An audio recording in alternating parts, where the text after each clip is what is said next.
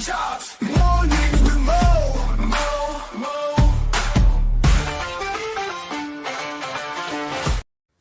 Good morning, everyone. This is Mo from Mo in the Deep End, the channel, and today is March the 26th, and we have a bunch of news.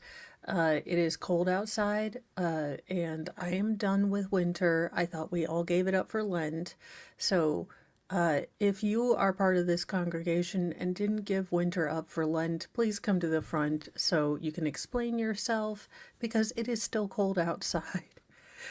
Thank you, Wolfram, for doing your Modly Mod duties. Good morning, Tammy Bogard, Tammy C.A., and Christine Fortuno. Hope you are doing well this morning. Well, we have a bunch of news, and I think the first and foremost should be that timeshares are the devil. So don't get into timeshares because you may or may not. I'm assuming this is timeshares, but it looks like a Michigan couple, Paul and Christy Aco, are being held hostage in a Mexican prison over a dispute with a resort, according to their daughter. Good morning, Slinky and Audio Coffee. So, yeah, don't try to do anything in Mexico. It's just you're gonna get stuck there or food poisoning. I don't know. A Michigan couple's spring break vacation quickly turned into a nightmare when they were hauled to a maximum security prison for allegedly disputing credit card charges at a resort after touching down in Mexico. Grandparents Christy and Paul arrived at an airport in Cancun on March 4th when they realized that their passports had a notice placed on them as they went through customs. Christy's daughter Lindsay Hull wrote on a Facebook post. Now, the couple was arrested on outstanding criminal fraud charges and have been held without bond in a foreign prison for the last 23 days. Hull claimed that her mother and stepfather were arrested in retaliation for challenging charges made on their American Express credit card by the Palace Company, a luxury all-inclusive vacation brand with resorts in Mexico and Jamaica owned by Palace Resorts. Now, the couple had a timeshare membership with the vacation company and disputed charges totaling $117,000 from the resorts on their credit card about 3 years ago. Now, after months of dealing with the challenging charges, American Express sided with the couple. The money was returned to them and their membership at the Palace Company was canceled. Now, since the incident, they have returned to Cancun multiple times over the past 5 years and never really ran into trouble until recently. The last 21 days of torture my parents have been through is a direct response of the Palace Company's corruption, extortion, retaliation, and blackmail against our parents, Hull wrote.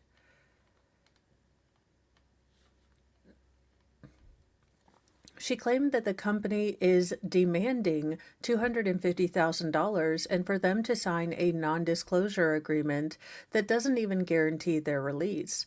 If that's not enough, they also demanded a public apology from her mother and her stepfather to be made to the Palace Company. It's absolutely sickening. The lawyer who represented the Acaos in the dispute against Palace Resorts, John Manley, said that the case was closed and the couple is being held hostage. Make no mistake, what they are doing is holding two Americans hostage because they want them to pay money, Manley told CBS News. Hull also alleged that her mom and Paul, who is a U.S. Navy veteran with over 21 years of service and currently works for the Michigan State Police, are being denied medical attention, proper communication, and being publicly defamed. My mother has lost 25 pounds in 20 days due to inability to eat as the prison is serving her food they are aware she is allergic to. She wrote, she also has a severe rash all over her body that they refuse to treat.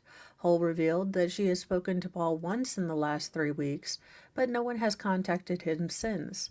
The couple has already appeared in court on Mexico over the charges. Now, Manley, the lawyer, told CBS News that the Mexican court granted the Palace Resort an additional 6 months to gather evidence. The judge also denied the, pair's request to be put on house arrest and ordered them to remain in jail until then. This was intentional, it was knowing, and it was calculated. It was designed to extort them and to punish them for speaking out about what they felt was aggressive, wrongful, and illegal tactics placed by Palace Resorts. Now, Hull said she's pled for help to the American Embassy in Mexico and other federal and state agencies, including both the FBI and Governor Gretchen Whitmer. Well, if you can get that woman to give you a time a day, then you are blessed, blessed. Now, U.S. Representative Tom Barrett, who represents Michigan's 7th District, posted on X Monday that he has spoken to the couple's family and is working on getting them released. I've been in contact and will continue with the White House, State Department, and law enforcement partners in Michigan to ensure that this situation is resolved as urgently and safely as possible, he wrote. So hopefully they can get something figured out. It seems like Mexico is trying to, punish them for not wanting to get into any more money with a timeshare. So don't buy timeshares, children. Do not. Now, in sad news, a missing Arizona yoga teacher, Marcus Freiberger, was found dead after going on a blind date. Well, I mean, if you show up shirtless. A beloved Arizona yoga teacher who vanished after he set out for a would-be romantic meetup with a blind date last month has unfortunately been found dead. The body of Marcus Freiberger, 45, was discovered at a rock quarry in Phoenix, about 6 miles from Phoenix Sky Harbor International Airport, on March 19th, nearly 1 month after a scheduled date, Arizona family reported, citing the Phoenix Police Department. His sister, Tina Hall, broke the news on her brother's death on Tuesday in a heart-wrenching Facebook post. It is with a heavy heart that I share the tragic news that Marcus is no longer with us, Hall wrote. We thank you all for your love and support that you have given both Marcus and our family. The Maricopa County Office of the Medical Examiner identified Freiberger's body on Monday. Now, a friend of yoga instructor said that the medical examiner's office needed to ID him using fingerprints through the FBI database. The yoga teacher's case is considered a death investigation, police said, and his cause of death is still pending. Now, Freiberger had been missing since going to meet up with a blind date on February 21st. Friends quickly recognized something was wrong when they found out that Thomas, Freiberger's beloved 2-year-old dog, had been left alone at his apartment for days. Police were notified of his disappearance on March 14th and submitted his information to the state and national database for missing people. The 45-year-old was last seen driving a white 2021 GMC Sierra pickup with, a Arizona license plate at a Phoenix parking garage. Police have not yet revealed if they found the pickup or who he was meeting with on this date. The yoga instructor's dad, Roger, who described his son as handsome, young, ambitious, heavily loved and liked by friends, told AZ Central that he had been working with investigators to try to find his son when his body was discovered. We just want to know what happened. Marcus was a great kid, and he was truly loved by a lot of people. The amount of shares on Facebook on his missing persons report, if you go read the comments, is amazing just how many people Marcus knew. I don't know if he had any issues going on. I'm not sure what led to the disappearance. It's very strange. Hopefully they'll investigate and come up with something. I am really not sure about that mustache. Now, his father had previously said that his son had been between apartments when he vanished and had previously struggled with both drug and money issues. He also suspected foul play around his son's disappearance since his dog was left alone. Even if he decided to go somewhere, he would have at least called his friends to take care of Thomas. It makes me really think that something more is going on here, some play of some sort. Freiberg had recently landed a gig as an instructor at Melrose Yoga before disappearing and was an instant hit among his clientele. May the soul rest in peace. May the soul rest in peace. The yoga studio wrote in a Facebook post sharing the news of Freiberg's death. So that is a very sad story. It does seem like there probably was something that went on. So hopefully they can get some answers for the family. Now, I personally am not a fan of yoga. You can call it a warrior pose all you want, but that is a split squat. And if you're attempting to try to find the balance of the universe, peace, and, balance within your soul, and you're doing a split squat, I don't know how one does that, but Mo is resistant. That being said, I'm not very flexible and or coordinated, so yoga just doesn't seem to be my sport. Now, I didn't realize that this was a case that had happened, but absolutely gutted. Cain Vasquez prison verdict ignites outrage, condemnation among MMA. So it looks like this must have been an MMA fighter. You guys, I don't know nothing about MMA or this case, so let's figure it out. The 3-year saga of Cain Vasquez ended Monday as the former two-time UFC heavyweight champion was sentenced to 5 years in prison on a litany of charges, including attempted murder, for his role in the 2022 attempted shooting of a man accused of touching his then 4-year-old son. Okay, well, I don't see a crime here. Never mind. I don't see a crime. Dizzy, I don't see a crime. I see a parade in the making for a hero, but I don't see a crime. Now, the verdict came down Monday at the Santa Clara County Hall of Justice in San Jose by Superior Court Judge Arthur Bocanegra, who reportedly delivered his sentence with tears in his eyes. Now, Cain's plight has been the subject of intense debate and scrutiny because of the sensitive nature of the case. Cain, 42, faced 10 felony charges after engaging in an 11-mile high-speed car chase with Harry Goltari, who was accused of touching his then 4-year-old son on multiple occasions. He fired several shots through his windshield from a .40 caliber handgun during the chase into the car carrying this gross person, his mother and stepfather, resulting in non-life-threatening injuries to Bender due to a gunshot wound to his arm.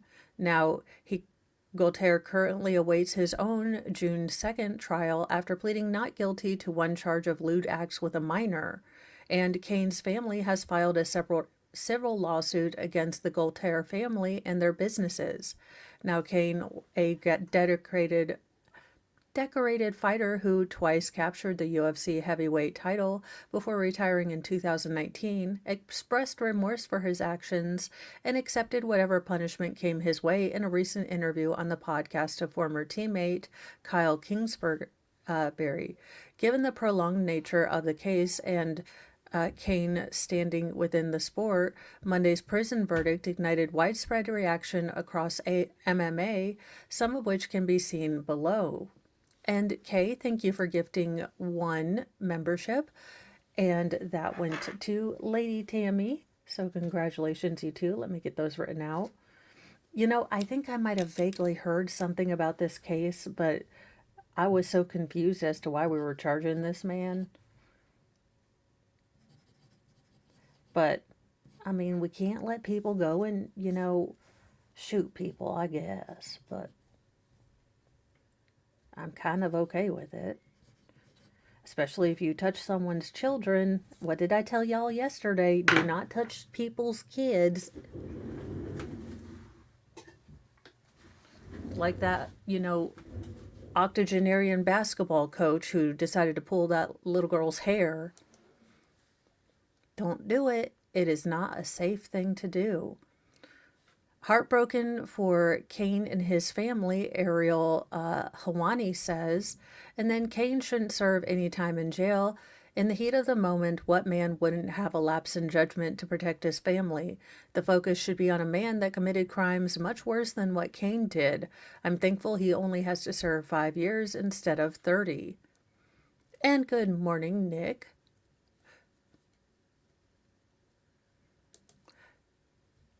Well, I mean, at least he didn't say in the heat of the night. So, yes, this is just a bunch of hot takes from the Twitter sphere. Now I know why I don't watch MMA. That's just not my thing.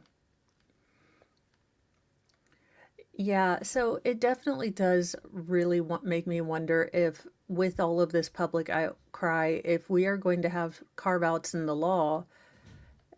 Possibly. I mean, public sentiment is there. I wonder if certain laws are going to start seeing things as, let's say, hurting a child in this way as, things that you can protect against. I don't know. I don't know. Crime is crime. You should not crime. You should not, do high-speed chases and try to shoot people, but you also shouldn't touch people's children. I There is no making sense of this. But in a better story, a pilot and his two young daughters survive a night on an airplane wing after crashing into an icy Alaska lake. That is a miracle right there, because I'm surprised they didn't get hypothermia.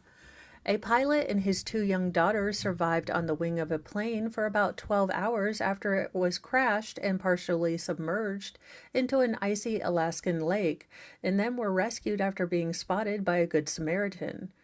Terry Goads said he saw a Facebook post on Sunday night calling for people to help search for a missing plane, which did not have a locator beacon. On Monday morning, about a dozen pilots, including Goads, headed out to scour the rugged terrain. He headed towards the Tuscamenta Lake near the toe of the glacier and spotted what he thought was wreckage. It kind of broke my heart to see that, but as I got closer and down and lower, I could see that there were 3 people on top of the wing, he told the Associated Press on Tuesday. After saying a prayer, he continued to approach and saw a miracle. They were all alive, responsive, and moving around, adding that they waved at him. The missing Piper PA-12 supercruiser, piloted by a man with 2 juvenile immediate family members aboard, was on a sightseeing tour from Soldotna to Skillick Lake on the Kenai Peninsula, and it was not immediately clear how old the juveniles were. In a social media post early Monday, John Morris implored people to help search for his son and granddaughters, saying that they were late returning from a Sunday afternoon flight. And thank you for the 5 gifted memberships, John. And those went to Nick, Hey Joe, Spinster, Emerson Gray, and Heroes Chris. So let me get those written out. But we needed a good story. I'm trying to find more good stories because lately it's been a bunch of, well, people are going nuts trying to, attack cyber trucks, which, I mean, for nothing else but that they're super ugly. But, or at least I just don't get them. I mean, you can do a lot of things, but a cyber truck I just don't get. They just look like upside down Tonka trucks. I don't, or like a weird tic-tac-toe piece.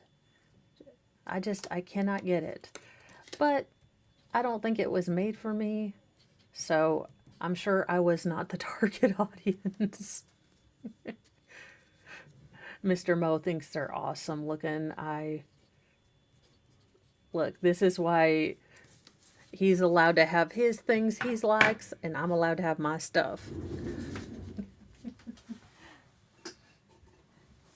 Thank you so much, John, and welcome to the Church of Mo. Those of you who are gifted memberships, we have dark chocolate sarcasm. We are okay with hippies as long as they don't use weapon grades level of patchouli oil. And we just, the only thing we really outlaw is those plastic recorders that every child is gifted when they get into fourth grade. Those are just evil and should be stopped. Let's see here. Back to the article. There are friends ready to search at daylight, but this is my plea for any and all to help locate my family. The three were rescued on the eastern edge of Tasmania Lake on Monday by Alaska Army National Guard after Godes alerted other searching pilots that he had found it. Another pilot, David Eicher, heard Gode's radio call and relayed it to troopers since he was closer to Skillack Lake and figured he could better call in with reception. He was able to provide the plane's coordinates to authorities.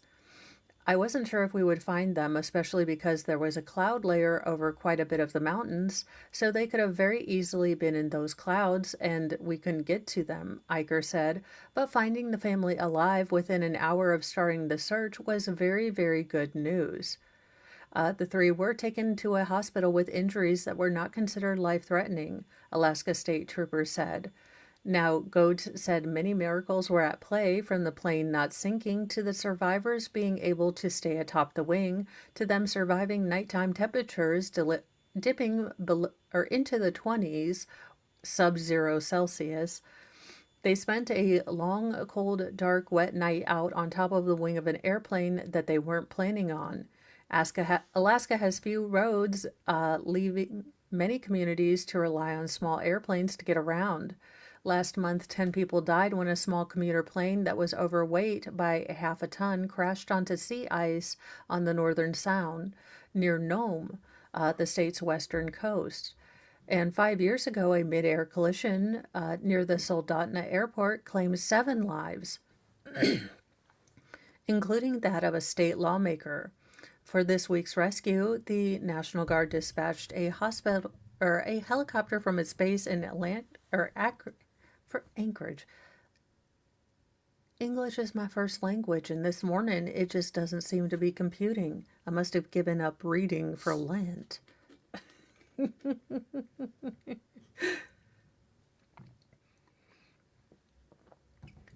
I get too far down in the sentence, so I'm always reading about a couple words ahead, so it seems a little bit natural, but sometimes I'm like about 5 words ahead and my brain don't work that fast. Now, the initial plan of using a hoist to pluck them from the wing proved to be too dangerous, as the smallest girl was being buffeted and blown around by the wind created by the helicopter, said Lieutenant Colonel Brandon Holbrook, commander of the 207th Aviation Regiment. So instead of the aircraft hovered to the side and pulled them on board. A personal report said that the girls were surprisingly dry, but the man had been in the water at some point. So we don't know to what extent, but he was hypothermic. Holbrook said that they had basic clothing one would wear on small planes without very good heating systems, but nothing sufficient to keep them warm outside in the wintry temperatures. It was literally the best possible scenario and outcome. Ultimately, the crew of the airplane were lucky because, from what my guys told me, the plane was in ice and the tail had refrozen. If that tail hadn't refrozen, it probably would have sunken. So I'm glad that they were found safe and alive. It's very good. Well, and people who didn't get out safe and alive, though I guess they got a conjugal visit beforehand, in dark humor. Conjugal visit death reports mark a tragic turn for the controversial practice. Now, I know that I think California may be one of the few states that still has any sort of conjugal visit practice, but there have been 2 fairly significant deaths within the last year, so this might be going away too. 2 women were allegedly unalived while visiting their significant others in California prison last year, putting the controversial practice of conjugal visits for inmates in the national spotlight. Stephanie Brinson, 62, whose family members knew her as Stephanie Dowles, was allegedly strangled in November by her husband, David, 54, who was serving a life sentence for murder at Mule Creek State Prison in Northern California, Los Angeles Times reported. Her death came just months after Tanya Thomas, 47, was also strangled, while her domestic partner, Anthony Curry, who is also serving a life sentence in the same prison, according to NBC News. Now, Curry was charged with her murder, Amador County District Attorney Todd Rebbe told NBC. The Amador County Sheriff's Office and the California Department of Corrections and Rehabilitation did not respond to USA Today on Tuesday, and the Amador County District Attorney's Office declined to comment.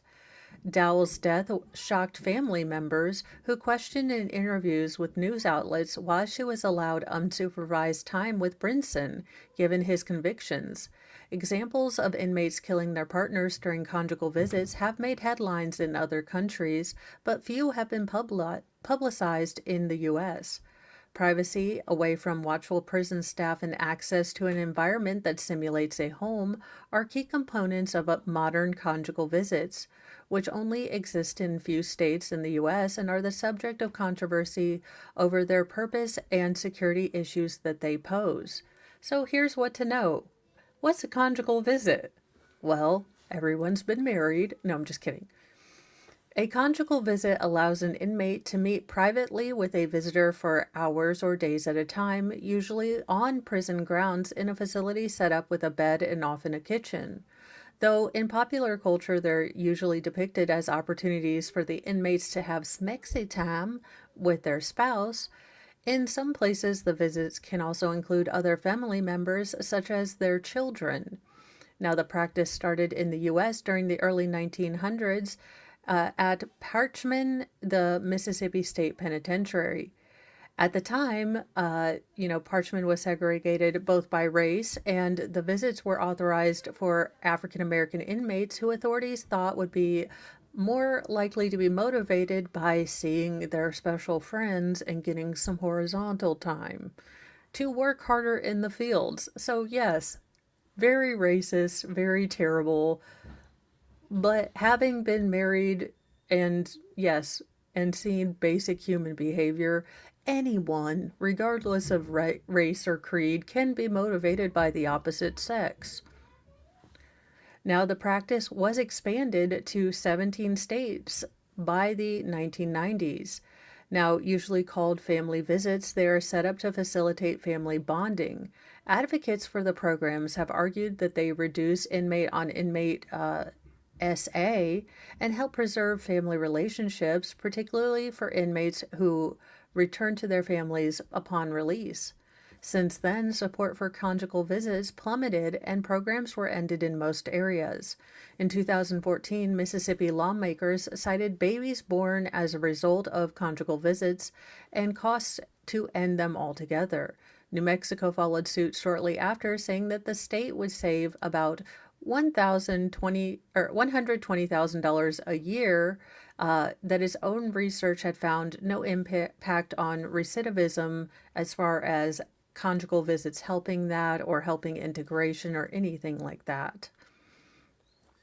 There are only 4 states that still allow some kind of conjugal visit: California, Connecticut, New York, and Washington. No federal prisons offer the visits. Inmates have to meet certain requirements to be eligible for the visits, and usually it's found that only a few fit the bill. Before New Mexico did away with the visits, fewer than 150 of the state's over 7,000 prisoners would have even qualified, Reuters reported in 2014. Now, the visits are called extended family visits in Connecticut and Washington, the Family Reunification Program in New York, and family visits in California. In Connecticut, the visits must include an inmate's minor child and another adult in the immediate family, and only those who demonstrate sustained good behavior and meet specific program requirements are considered. These visits are designed to support positive family connections and successful rehabilitation, California's Corrections Department said in a statement after Dowell's death. Now, as states have axed conjugal visit programs, they've highlighted concerns about security, pregnancies, STDs. Meanwhile, political conservatives say that the visits undermine the goal of punishment for convicted criminals. Florida criminal justice professor Stuart D. Alessio told Reuters in 2014. In Rhode Island, lawmakers are considering a long-shot bill to allow conjugal visits for the first time since a related program called social furloughs that allowed some inmates to go home for short periods of time stopped being granted years ago. Now, visitation is important to rehabilitation efforts and to maintaining familial ties. R.J. Ventura, a spokesperson for Rhode Island's Corrections Department, told the Provincial Journal. However, it is also a primary method by which contraband, including but not limited to cell phones, drugs, escape paraphernalia, weapons, currency, and gang-related items, is smuggled through the facilities. So, yeah, I just think conjugal visits, they can't be safe, and especially women. Okay, ladies, and I guess it could happen to men too, but ladies, if your, best friend, hot smixy pen pal, is in the clink for have done stabbed like 16 people, why are you what? Women, stop falling in love with inmates. Choose better people. I don't know why we act shocked and confused that people convicted of murder murdered again, but okay. Don't pick your boyfriend from the convict list. Now, I don't know if this is final form Florida man. I kind of feel bad for this guy, but then I also kind of feel like Florida man, final form Florida man has been activated. So I don't know where we are in Revelation because I don't remember the chapter of final form Florida man, but I believe it was in there. A tatted up Florida man found with, well, the crystal hidden in his underwear tells cops there's nothing wrong with drugs. I mean, I think the ATF and, oh, well, he looks just exactly like you'd expect. Why do you have knowledge print tattooed on your chin? I mean, okay. A tatted up Florida man tried to assure cops that, quote, there is nothing wrong with drugs after they discovered several bags of meth hidden in his underpants during a strip search last week. Ew. Ew. Like, meth is already terrible enough. Now you've got taint meth? Ew. Would that meth then be tainted? Ching. But still, ew. Yeah, I don't think that's going to disappear out of the evidence locker. Hey, Roy, you want the taint meth? Nope, taint I don't.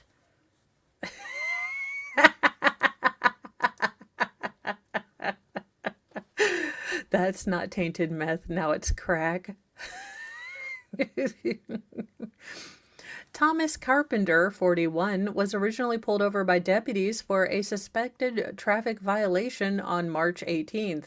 But soon officers looked at his face and they're like, oh no, there's something else in here. But officers soon discovered evidence of drug use inside his car. This man, drug use. This is profiling. How dare they profile?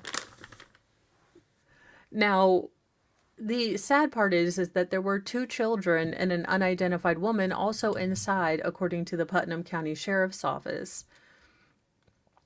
Now, I guess you are shocked that they didn't believe that this man was, sober. Now, authorities found a bag full of paraphernalia, marijuana, and possible meth in the car.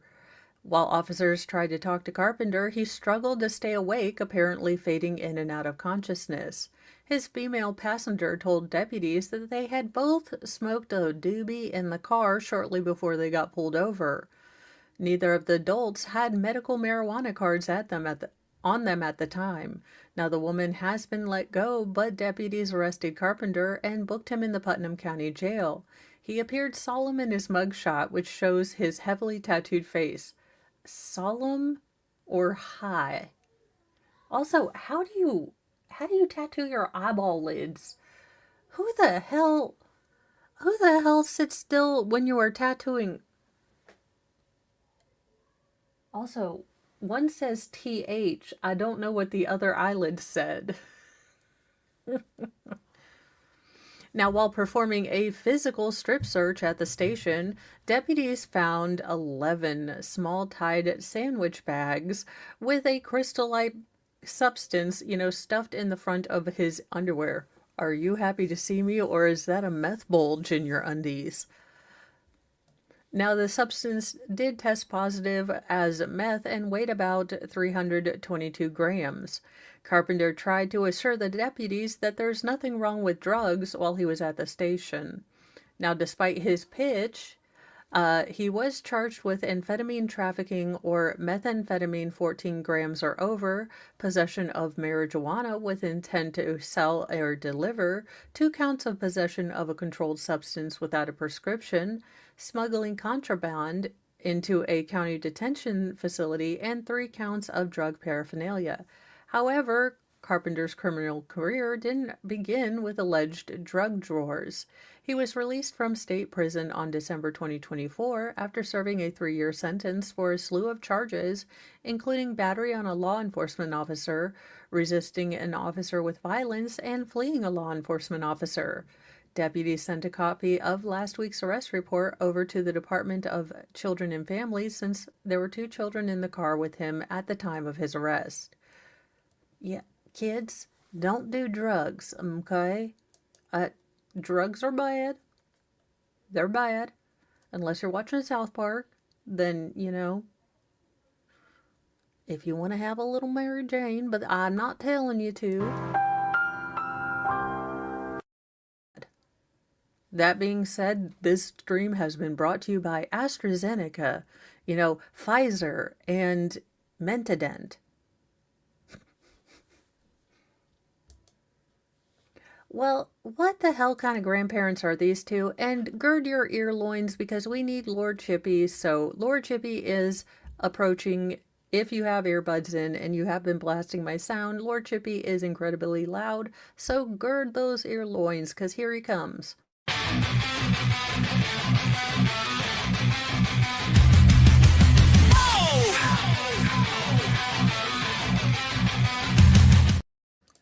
Now, who in the hell are these grandparents? Because, y'all, I cannot wait to become a grandparent. Grandparents of French toddler Emile Soleil, who vanished in 2023. And thank you, Fun Diane, for being a member for 12 months, an honorary deacon in the Church of Mo. I hear butt drugs in Corden, Indiana has the good stuff. Probably. So these grandparents of Emile Soleil, who vanished in 2023, have been arrested on suspicion of his unaliving. Just look at this cute, sweet little boy with a dandelion. Y'all, as a boy mom, I mean, there is nothing so cute as your little boy child coming in and giving you like a dandelion, like, this is pretty like you. I mean, they want Oreos, but it's cute. I will work on that. The grandparents of French toddler Emile Soleil, who vanished from the French Alps in 2023, have been taken into custody on suspicion of the child's murder, according to reports. Philippe and Anne Vendovini were arrested Tuesday in a dawn raid on suspicion of a voluntary homicide and concealing a corpse stemming from the mysterious disappearance of their 2.5-year-old grandson Emile, whose remains were found last year, Le Parisien reported. Now, 2 other family members were also taken into custody but were not identified by authorities, although it is speculated that they are the deceased boys' aunts and uncles, the report stated. Now, the police custody placements are part of a phase of verification and comparisons of the evidence and information gathered during the investigations carried out in the recent months. An Aix-en-Provence prosecutor said, look, I'm going to speak this. I do not know Kiwi. I am not sure. Now, in France, authorities can arrest a person of interest for questioning and decline to file charges. Police stormed the couple's homes in Provence and seized a car and a horse trailer. Cops also raided their home in Haute-Vernet, where their grandson disappeared and was later found dead about a mile away. Now, Emile was last seen on July 8th, 2023, when neighbors saw the young boy walking by himself on a street in the small French Alps hamlet of Haute-Vernet, where he was spending the summer with his grandparents. I have a question. If you see a little toddler child just walking around on his own in the street by his own self, in the French Alps, is that just a thing? Because I think my mama's heart would say, hey, little tow-headed boy who looks much like my young ferals, where are your parents? And he would say, I don't know. But in French, so it'd be like, ho ho ho. And I'd say, okay, let's go find mommy and daddy. Mommy, daddy, maman, papa. I mean, if I had to figure out and revert to, using my iPhone, but who witnesses and sees a little 2-year-old-ish person walking on the streets by themselves and doesn't think, gosh, that looks odd. Nah, he'll be fine. Now, on the day in question, Emile's parents were gone, but the house was full with 9 aunts and uncles who were refurbishing the property. Now, this is the grandfather in question. Dude, you couldn't look more like a Bond villain in this photograph. Now, the boy was missing for less than an hour when the Vendovinis reported him missing to the local gendarme, which is, I guess, their police, and the search commenced in the tiny town. Now, over 800 volunteers and military personnel scoured the area for the first 48 hours, with authorities even making use of 10 blood-sniffing dogs, according to Paris Match. Now, the fruitless search continued for days before eventually being called off. Several months later, Emile's remains were found on March 30th, 2024, by a hiker in the area of Haute-Vernet, about 1 mile away from his grandparents' home, in an area that had been previously searched according to reports. Now, the partial skeletonized remains were provided to the local gendarme. Forensic Science Department of the French National Police determined through genetic testing that the remains, including a piece of skull, were those of little Emile. Now, 3 days later, investigators found clothing and shoes just feet from where the bones were discovered. Earlier this month, forensic investigators continued to search the area around where Emile's remains were found. Investigators were unable to determine the boy's cause of death based on partial remains. Now, prosecutors said at the time he could have died as a result of a fall, manslaughter, or murder, the BBC reported. Now, last month, the family held a funeral for Emile in Saint-Maximin à la Sainte-Brame, near their home in Aix-de-Provence. It is not yet known if the grandparents and the 2 others will be formally charged with the murder of Emile. Now, I will say that my boys were wanderers to the point where we had to put like little chain hotel locks up to the top of the door So, now that being said, if there were 9 aunts and uncles, even if this was a case of everyone lost this child, how could 9 people plus the 2 grandparents, so 11 people, misplace this child? I don't get it. I think there's something fishy here, especially since they'd already searched that particular area. Now, it could be that they were doing a fairly quick cursory search and not a grid search, and he is a little guy, so he might have gotten missed. But something about this doesn't, quite add up for me. Now, to our Kiwis out there, I have some questions. Not a lot of questions, but I have a couple questions. The blobfish was named New England fish, or New Zealand, not New England's, New Zealand's fish of the year for 2025. To be fair, I kind of like it.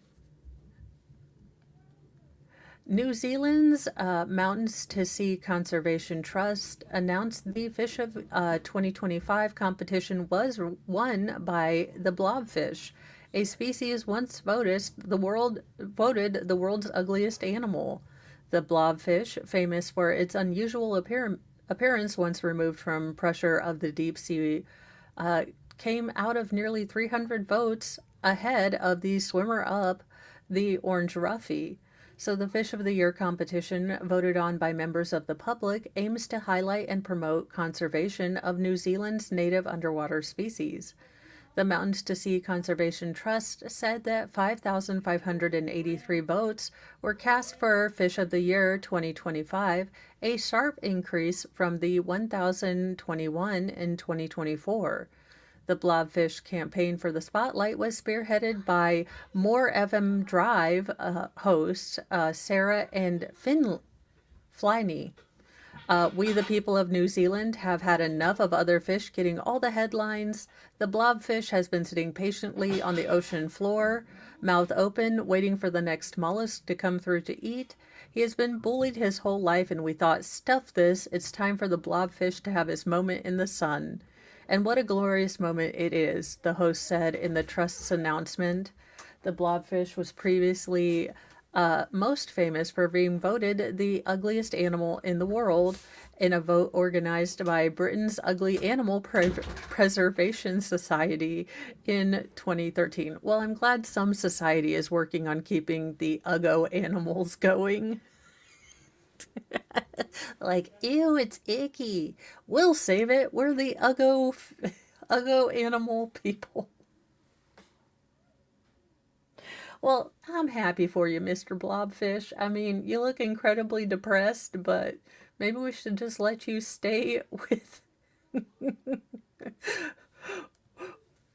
with cute fish.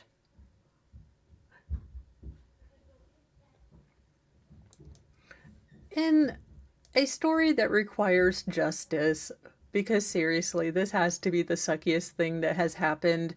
First world level suckness, but when you're really, really hungry and you don't get what you want. Like yesterday when I decided to go to Wendy's and I just wanted to get 4 chicken nuggets. Just 4 chicken nuggets.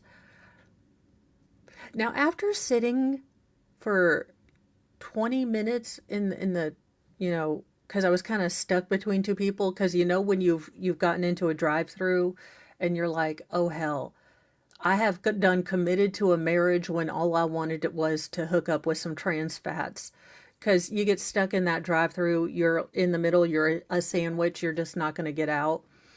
And I decided once I got to the little, voice box thing, I was like, I just want 4 chicken nuggets. Now, I don't know how much ganja was being used in the back room, but 4 chicken nuggets, now thankfully I didn't have to pay for this, but they decided to give me 4 orders of 4 chicken nuggets. I guess I should have figured something was off when the bag was huge, but the guy came up and he's like, dude, how is your day going?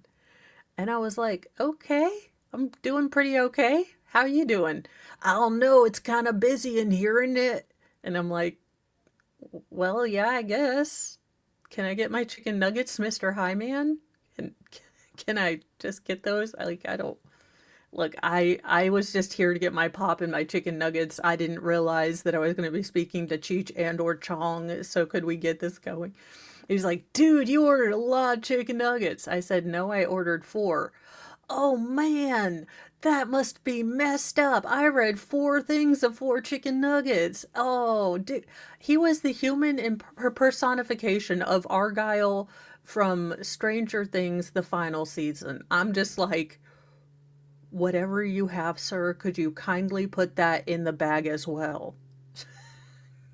Because, sir, whatever you have seems to make you happy and just a joy to be with.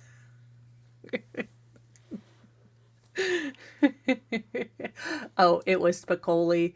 He did kind of look like Spicoli now that I think about it. But back to this, the sadness and injustice of your Uber Eats going to another country. An Uber Eats customer was shocked after his order was delivered 9,600 miles away to another country. Absolutely gutted, as I would be, because there's sometimes that you just need tater tots. This takeout was taken way out. An absent-minded expat in Australia redefined slow food after accidentally ordering Uber Eats to an address in Dublin, Ireland, some 9,600 miles away. I was absolutely gutted, Osen Linehan, 29, told Jam Press while recounting the international meal mix-up. I mean, he's a cutie patootie. I mean, if he sent me some fries accidentally, I'm not saying I wouldn't try to, set him up with my oldest daughter when she comes of age to marry, which would be 24 for her. I'm just saying. And welcome, Shizzy Raiders. The Belfast native had moved to Melbourne 6 years ago and was staying with his friend Kyle, 33, and Sarah, 29, when he found, or until he found a place of his own. We were enjoying a nice evening of drinks, and I thought I'd get us takeaway because I was their guest, Lanahan recalled. The hungry expat had ordered $65 worth of food, including barbecue chicken pizzas, garlic bread, and chips on Uber Eats from what he thought was a local place. Everything seemed to be hunky-dory until the Irishman checked the order confirmation and realized the food was slated to be delivered to an address in the Emerald Isles. The food was being sent to a place in Dublin where it had been for a night out, lamented Lenehan. My heart just dropped because we were hungry and we're going to have to go through the whole process again of deciding where to order what we wanted. In addition, the mortified takeout customer had to explain the situation over the phone. The interaction was recorded by his friends and posted to TikTok, where it amassed over 500,000 views, Jam Press reported.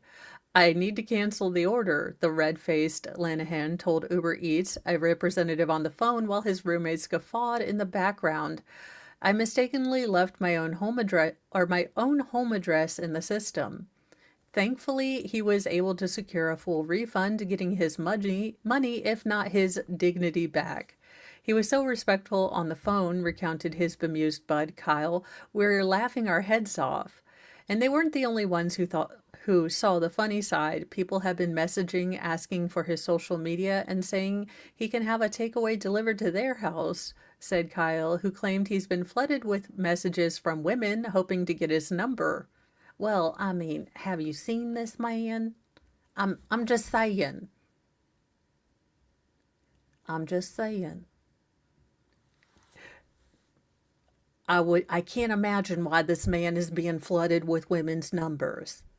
I'm going to need the Hardy Boys, Nancy Drew, not Nancy Grace, and Miss Cleo, and we are all going to sit in a room and try to figure out why this man is being flooded for numbers with women and possibly some men. I can't imagine. We'll work on it. Now, y'all know I saw this this headline, and I just had to pull it. He's aiming for your car. Naked man, and then this is the sad part, who killed a deputy just hours away from retirement in a vehicle chase, receives his fate. I mean, I guess if you're gonna crime, do it naked. And this is from Florida. Are we shocked in any way, shape, or form? All right. A Florida man who slammed into a soon to be retiring deputy while fleeing police will spend decades behind bars. Travis Garrett, 32, received a 45-year sentence after he pled guilty to a slew of charges, including second-degree murder, fleeing to elude at high speeds while causing death, the 13th Judicial Circuit State Attorney's Office said Tuesday. Hillsborough County Sergeant Sheriff Sergeant Brian Levine was just one shift away from hanging up his badge on January 11th, 2021, when Garrett crashed into his patrol vehicle, killing him. Now, deputies had received the call to the Paddock Club Apartments in Brandon, which is about 11 miles east of Tampa, about a naked man running around and breaking glass in the apartment complex. Now, deputies approached the man, later identified as Garrett, to try to calm him down, but instead he punched one of the cops in the head 3 times, a probable cause arrest affidavit said. Now, Garrett was unbothered when deputies then tried to deploy a taser on him. He hopped in his car and sped away, smashing through a gate at the apartment exit and onto the streets. Now, Levine was not involved in the chase and was parked along the side of the road. When Garrett was about 100 to 150 yards away, he began driving directly at Levine. "He's aiming for your car," a deputy exclaimed over the radio. "Get out of the way, get out of the way, get out of the way." Now, Levine did try to evade Garrett's vehicle, but it was too late. Garrett crashed into him. First responders rushed Levine to the hospital, where unfortunately he passed away. Now, Garrett was paralyzed in the crash. At Garrett's sentencing, the Levine family spoke of how his death has impacted them. His wife told the court that the defendant ripped away years they had left together after he spent 3 decades serving and protecting his community, the press release said. His daughter, also a Hillsborough County Sheriff's Office deputy, said that she had lost her mentor. And Jeffrey Montgomery, you guys, let's see if we can get something together. I am trying to work on things, and it is on my list of big to-do things, but definitely keep Dan Davis in your prayers. As a person that's been affected by one of the mini storms that happened, he's still without power 6 months. It's crazy. We need to get resources there. Hopefully the new administration is trying to get things going. But things need to get done. Power needs to get back on. People need to get their lives back. It's been, 6 months. Now, the deputies' family members said they agreed to the plea deal to avoid a lengthy trial. "This was a senseless crime that robbed my family of a tremendous father and a husband who deserved a long and happy retirement with the family that he had built," State Attorney Susie Lopez said in a statement. "While this sentence can never bring him back, it ensures that this defendant will spend the majority of his life behind bars while allowing the victim's family a chance at healing without a lengthy trial." Sergeant Levine died a hero and selflessly served his community until his last day. His life and legacy will never be forgotten. Hillsborough County Sheriff Chad Crostier said that Levine's impact on the community will be felt for years after his death. Sergeant Levine was a devoted husband, father, and public servant. His life was cut short while doing what he had done for 30 years, protecting his community with courage, compassion, and the pain of his loss is immeasurable. It's just ridiculously sad. What was going on in his mind that he was naked and wanted to just hurt someone? In cuteness, and possibly in an attempt to continue to escape Finding Nemo 2, an octopus has hitched a ride on a shark's back in remarkable footage that is a reminder of the wonders of the ocean, or Sharktopus. I like Sharktopus better. Now we need Sharktopus NATO. Forget Sharknado, this footage shows us a new feat of nature. Researchers from the University of Auckland got a chance sighting of an octopus hitching a ride on the back of a shark, which they have dubbed Sharktopus. The team off of the northern coast of New Zealand in the Hierarchy Gulf in 2023 spotted the short fin mako shark with an orange blob attached to his back.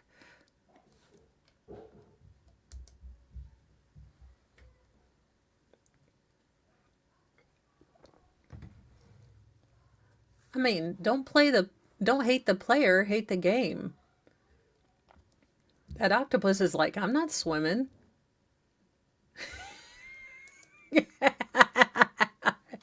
It will. The sharkening.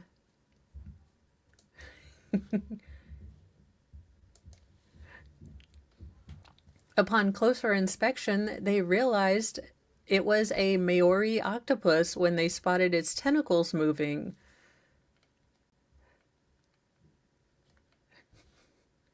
At first, they were like, is that a buoy? Marine scientist Rochelle Constantine told the New York Times, is it entangled in fishing gear or had it had a big bite?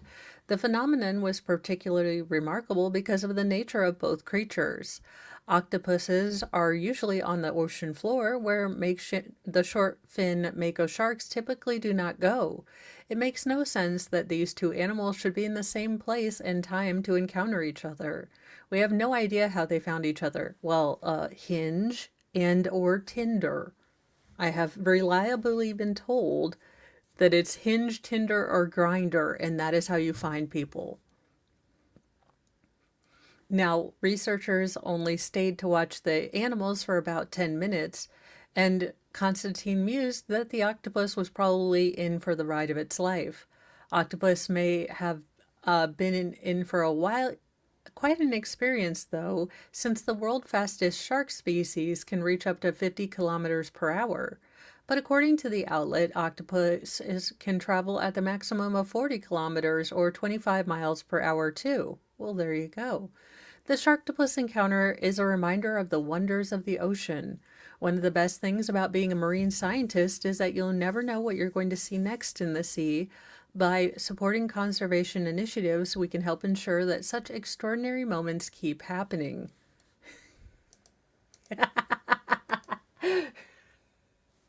You know, I didn't think of that, but don't let the hubs have this.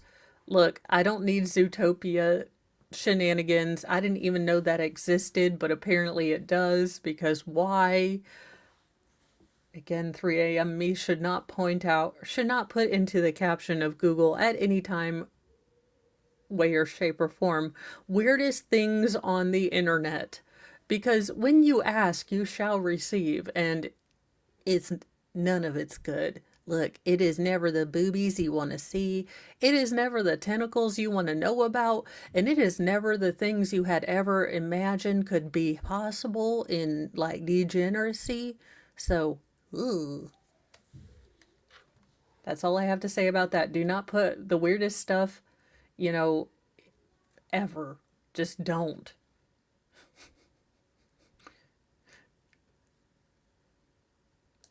Now, why can't this ever happen to me? A painting bought for $2.99 at Goodwill auction for $2,875.